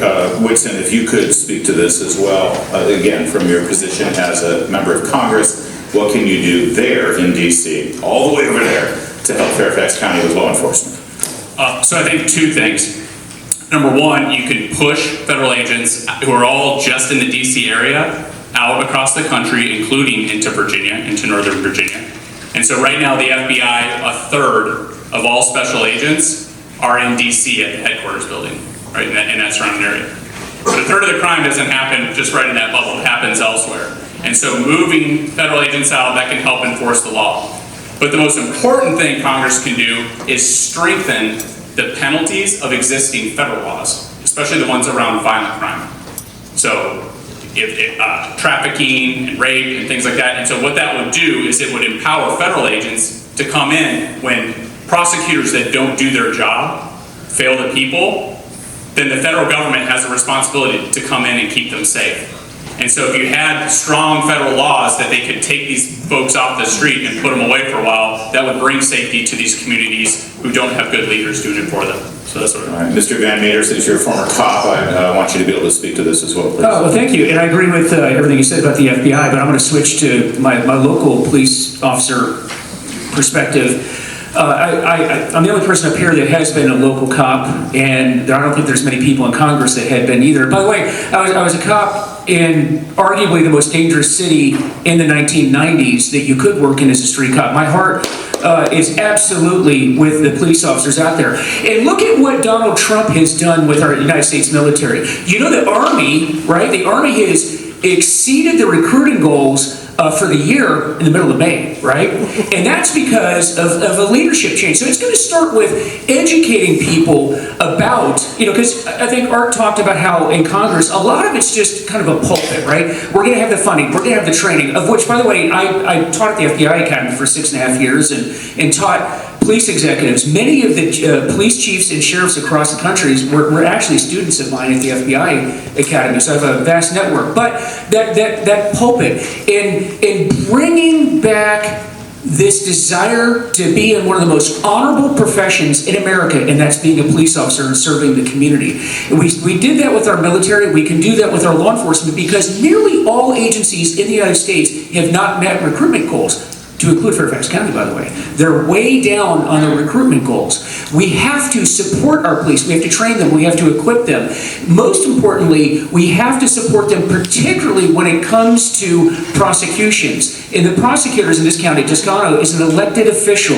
And we must have people in office that will support the police when they arrest someone to turn around and convict them. Because it is devastating to police officers when you're doing this day in and day out and you arrest people and the same person's back on the street violating the emotional, spiritual, physical toll on our officers is horrendous. And I have a perspective that very few people in Congress have. And that's something that we have to do. Thanks. Unless you are all very buddy, Mr. Wong wants to talk. Go for it, Mr. Wong. Well, as your congressman, I'm going to fight for your right to bear arms. It's not always we have to the police, when they're defunding the police, the Biden administration just destroyed our reputation of our brave law enforcement, but now we have to build them back. But then, as our forefathers gave us the right to bear arms so that we can defend ourselves as well. We just had a person over in Haymarket get convicted for 25 years. He was planning to blow up this church. He was armed and ready. And thank God the police got in there and before he did it. But imagine if the police, we always say police will come. What if they can't? Then I support law-abiding citizens to defend themselves. Yeah, and then we can make our neighborhood safe, the street safe, and even our homes, okay? All right, thank you. I'm going to stop asking. All right, do y'all like what California is doing with sanctuary cities right now? No, they're doing that right now in Fairfax County as well. And so MS-13 gangs are extremely prevalent in Fairfax County. They have been infiltrating and recruiting middle schoolers here in Fairfax County. So what can Congress do? Well, Congress holds the purse strings, cut the funding. If there is anyone that is supporting riots or defunding the police, cut their funding. That's what Congress does, period. Thank you. The reality of it is that as a federal legislator, it's very hard to reach down into the local police department. But one of the things that we absolutely can do, I was out at my community advisory committee about a week ago, 2 weeks ago, with the Fairfax Police Department, and I met an Officer Sanchez there, and he was telling me, he's on the community outreach team, he was telling me about this program that they have where they go out and they meet the children and they mentor the children to try and help them before they become the criminals that we're all worried about. Now, you asked specifically, how do we avoid getting back to that viral video where defund the police then becomes prevalent again? The way we can do that, and I talked to him about this, is that we have to be the messenger for those kind of programs. He was going out there and mentoring. This is on his own time with his friends. The line he said, he wants to humanize the shield. And the way you can do that is you have a bully pulpit when you're a representative. You have a large following. you share those good news stories so that way it doesn't help completely negate, but it helps alleviate when the bad news stories comes out. Thank you, sir. All right. On this next question, I'm going to go down alphabetically, if you don't mind. So Ms. Litzman, you'll be first. And the question is, your opponent is going to accuse you of destroying public education in America because you're a Trumpy MAGA Republican, and they're doing away with the Federal Department of Education. First, speak to whether you agree with the elimination of the Department of Education, and number two, how you will prioritize helping the schools of Fairfax County from your federal position. Yes, I absolutely agree with taking down the Department of Education from the federal level to the states where it belongs. School choice. But your other question was education as a whole, okay? Yeah, what are the biggest problems with education from your perspective right now? Well, I would ask Mr. Walkinshaw to send his children to a communist school and have his children indoctrinated. Oh wait, that's Fairfax County. But in all reality, look, as someone who came here from a communist regime, I remember what indoctrination looked like. In my first grade class, we had a math problem. You have 5 loaves of bread, 2 greedy Americans take 1 loaf each. How many are you left with? Can you imagine my reaction when my mom said we're moving to America? We're going to be breadless. But all that to say is education in Fairfax County is one of the most exceptional education systems in the country. And we need to preserve that. So I currently helped author a bill that passed with overwhelming majority in the House of Representatives, just went over to the Senate, and it, God willing, will go to the President's desk for signature. It's called the Crucial Communism Teaching Act.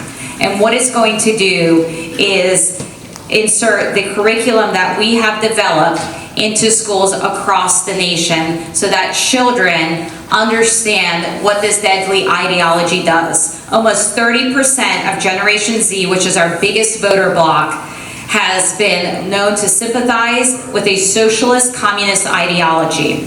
This is our biggest voter bloc.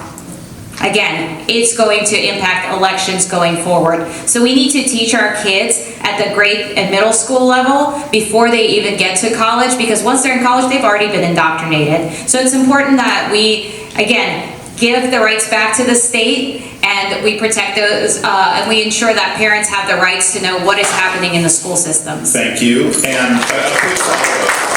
You said the state should be in charge of the school systems, but you also favor school choice. Should there be a federal mandate that states allow school choice? Yes. Okay, thank you. Mr. Kurtz. I love easy questions and answers like that. Of course. They already wrecked the schools.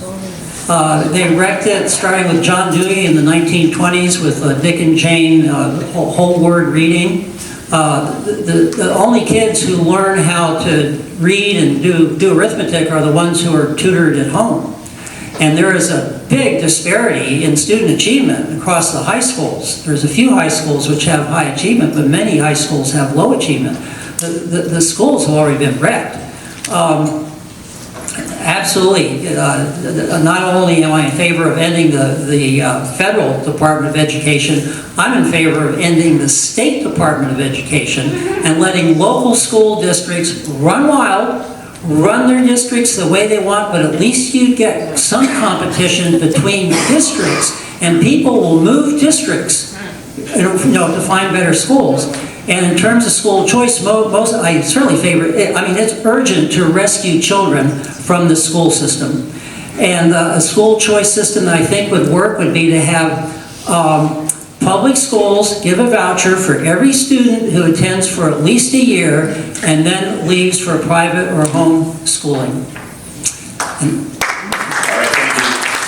And I appreciate your comment about parents tutoring and parents getting involved, and that's how kids learn to read. In fact, I want to include that as we go here, because parents in Fairfax County, I talk to them all the time. They feel like, well, police, when they try to get involved, they're called terrorists, and the FBI is investigating them. So is there something that can be done to encourage and give parents an actual Bill of Rights to be involved in their kids' education that they're paying for? Go ahead, Mr. Ring. Wow, you really lobbed that one in there for me. I appreciate it. So first, the answer to the first question, yes, absolutely, the Department of Education should have been shut down. More than 50 years have proven to us that more bureaucracy does not lead to better outcomes.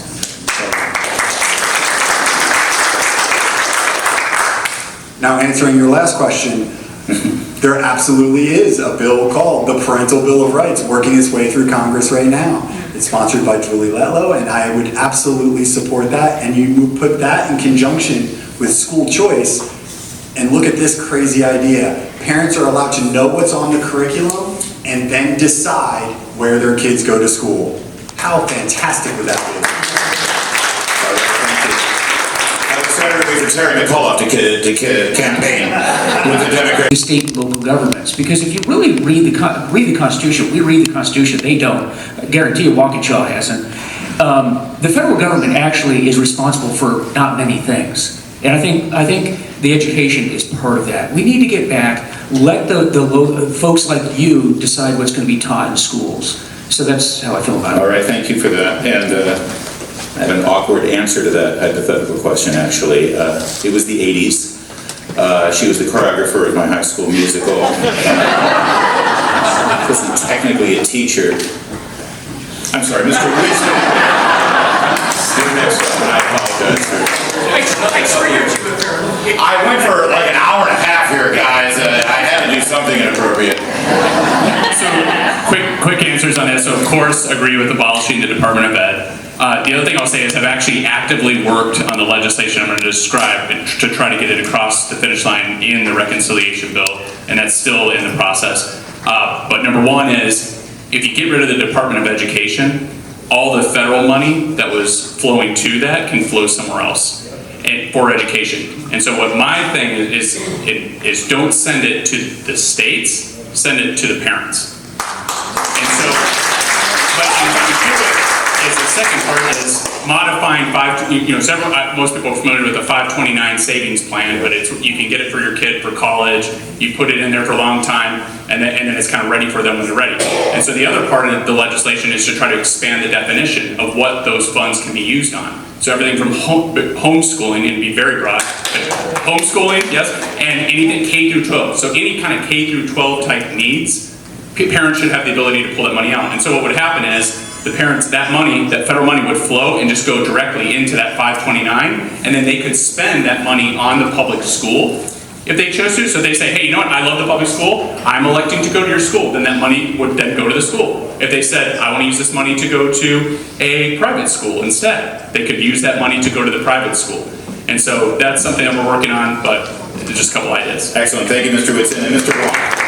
Yeah, I'm going to be a little different. Actually, I would not support getting rid of the Department of Education because I would shrink it, but we do need a body to provide oversight.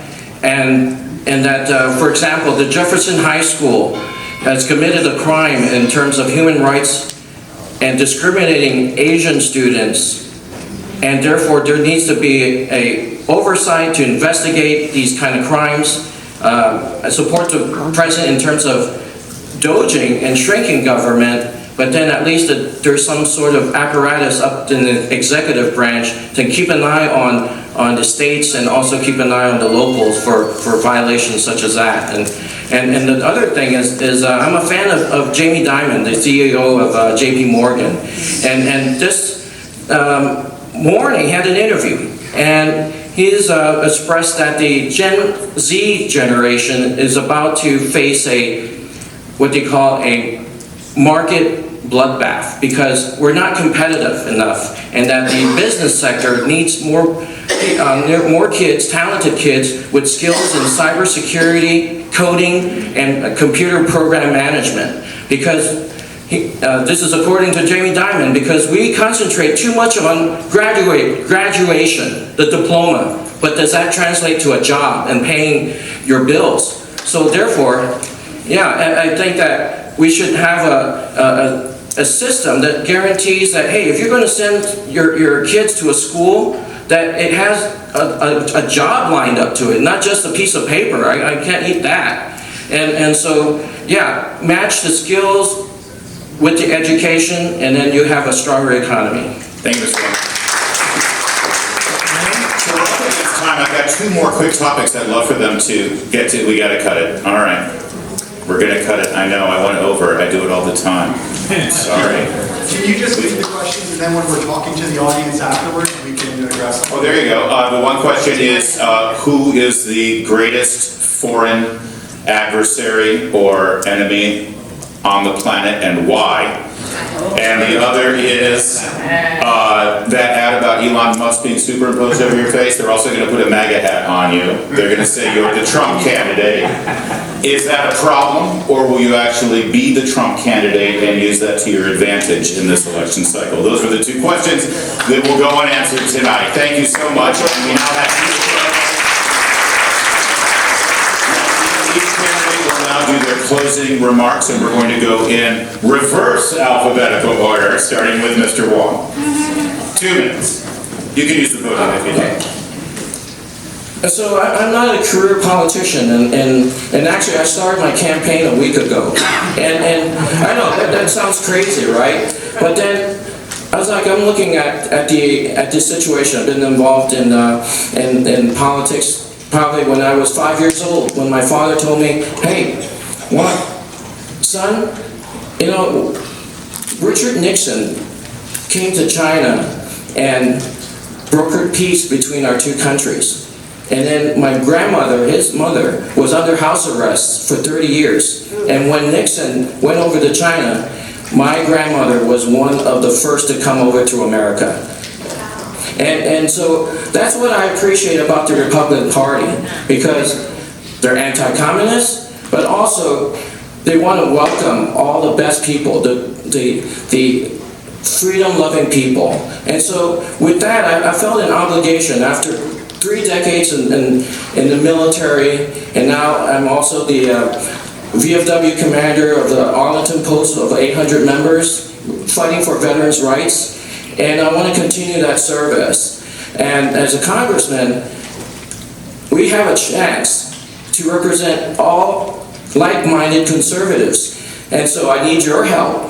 We're going to have to go conduct political warfare and drag every one Republican in the 11th district, I think there's 67,000 of them, as like, how come it's always the same group? So we have to do the door knocking, everything we can, communicate, hey, you can't have a Fairfax County that has a school board that is 12 out of 12 Democrat. You have what do you call this thing? The supervisors, 9 out of 10 are Democrats.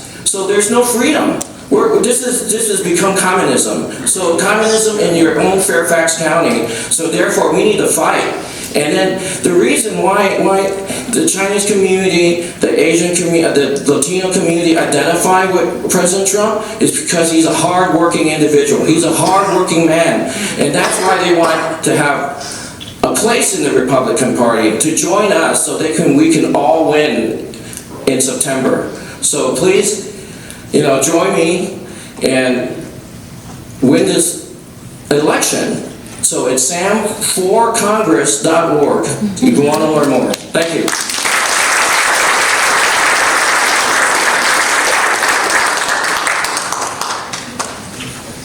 So as I mentioned first thing at the beginning of the night, I'm running to serve you for a simple reason. I am a battle-tested conservative Republican who can win, but not just win the race, but then get to work on day one to advance President Trump's agenda. And so from leading combat missions in Iraq, to stopping threats as an FBI special agent, to fighting government waste as a policy expert, I've spent my entire career defending America and demanding government accountability. With years of experience working in the trenches to advance conservative policy, I know how to get things done on Capitol Hill. If you give me the chance to serve you in Congress, I will fight for you every day to protect you and to protect your families. And so to answer Larry's question about the MAGA hat being put on, here's one thing I've learned 4.5 years doing this, fighting for conservative values. Whatever you do, the MAGA hat's on, right? Anything you do, the media is not on our side, the mainstream media. And so no matter what you say, it will be misconstrued. No matter what you do, they'll call you that. And so if you are truly behind the president, if you are truly an America First conservative, which I am, it makes no sense to run away from that. It will actually hurt our ability to win the election. And so I am running full steam forward with that, and I will champion that all the way through, and I will take on the media, and I will win. And so let me just close by saying this. I'm proud to be a Republican. I'm proud of the positions we take on life and on what's right. And I'm tired of being silenced by Democrats, of having to listen to them rant and rave while we sit quiet.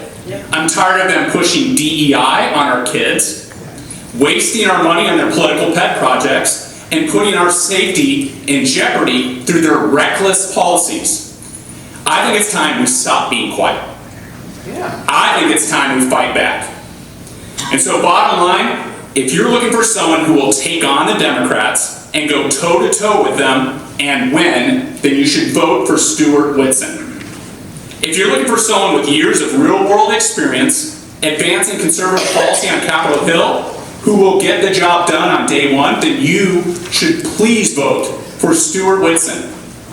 If you are looking for a proud Republican who will stand up to the Democrats and back President Trump as he restores common sense to our country, then please vote for Stuart Whitson. With that, thank you so much for being here tonight, and God bless America.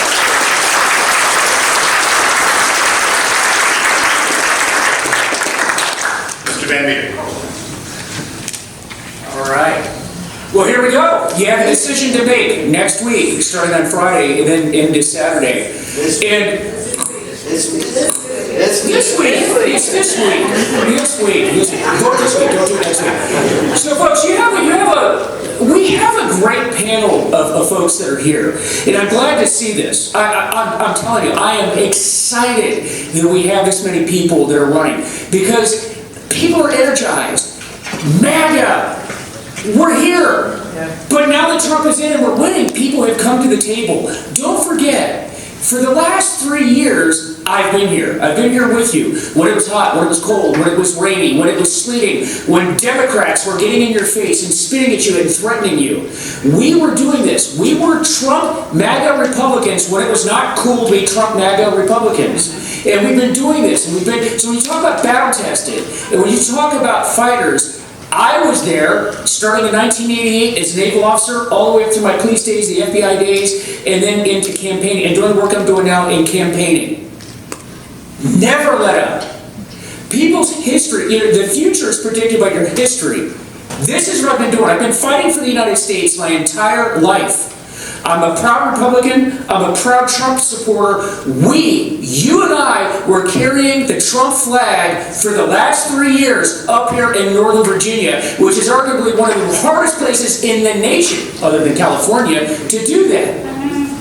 But we were doing that. We never backed down. We never backed down from a fight. And we're going to carry the president's agenda. We're going to work with him every step of the way. And we're going to do it together. Now remember, in this last election, I was able to get just under 135,000 votes. No one else has done that. It's tough, but we're going to bring all of these resources together and target it over the next 2 months, and we're going to win, and we're going to continue making America great. And we're going to make it even better, and we're going to do it together. Thank you.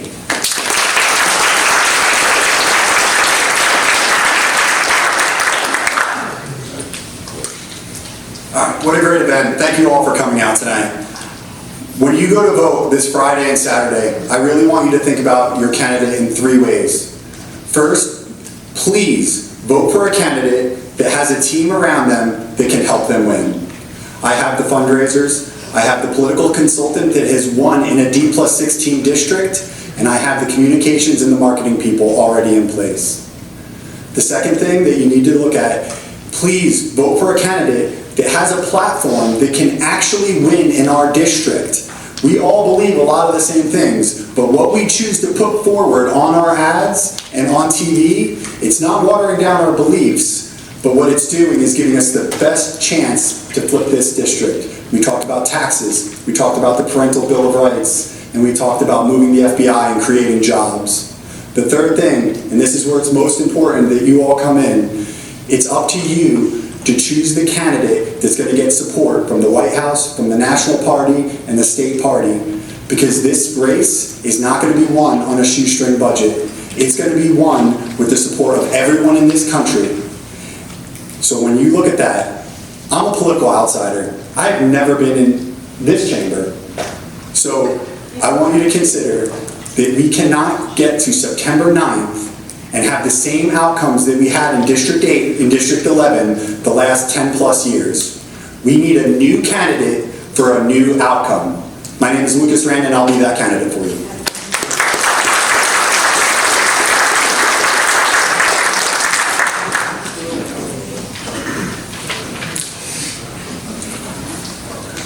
I too started my campaign last week, but I started on these issues 30 years ago, and I've been in this auditorium for 30 years.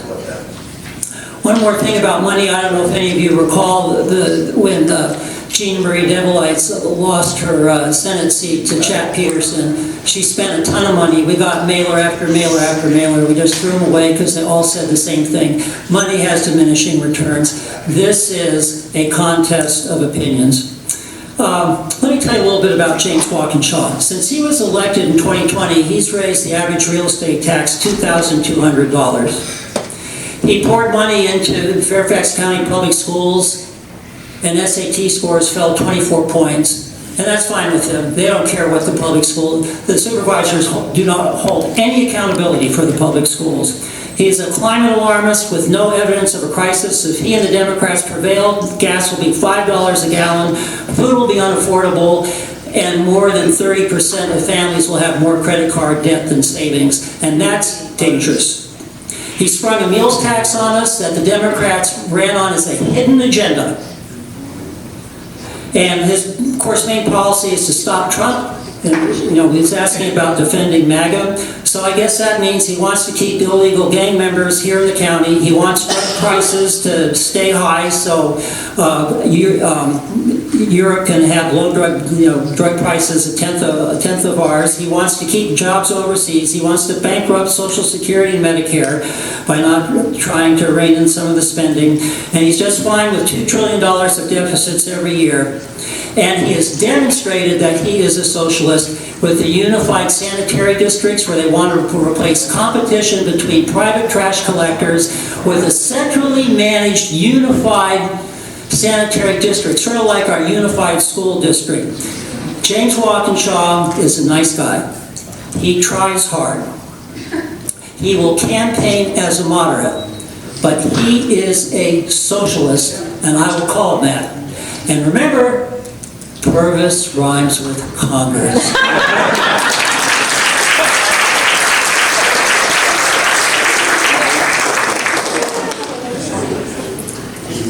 Well, we're 4 days away from choosing our next Republican nominee here, who can actually win in a D+18 district.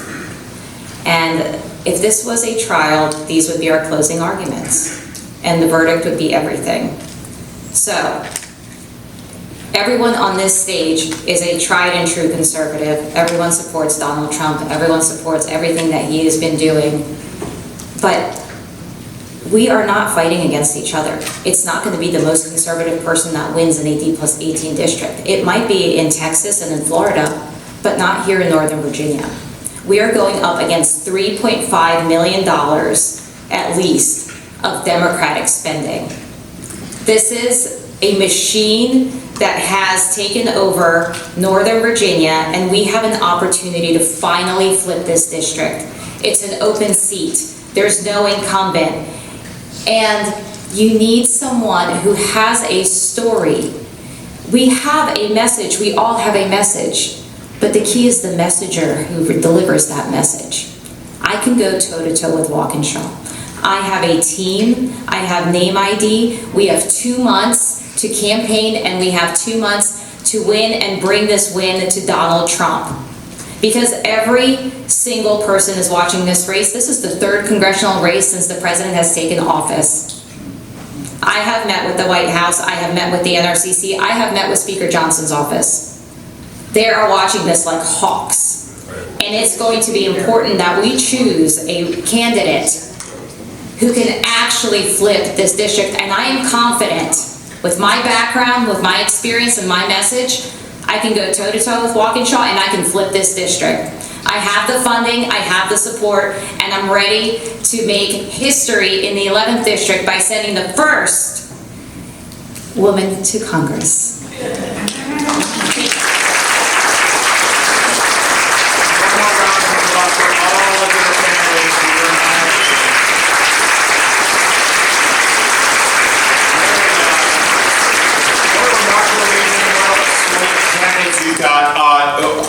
Imagine what it would be like to have a congressman for Virginia's 11th that would actually work with the White House instead of going to war.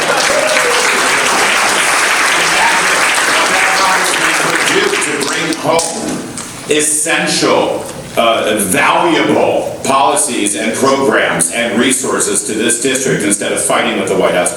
Imagine if a Democrat were to be in the White House, having a congressman in the 11th that president doesn't take for granted.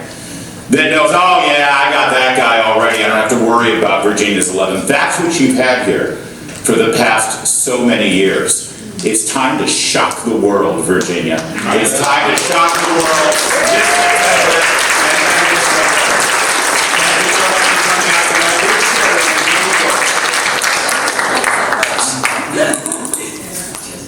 All right, thank you all so much for being here.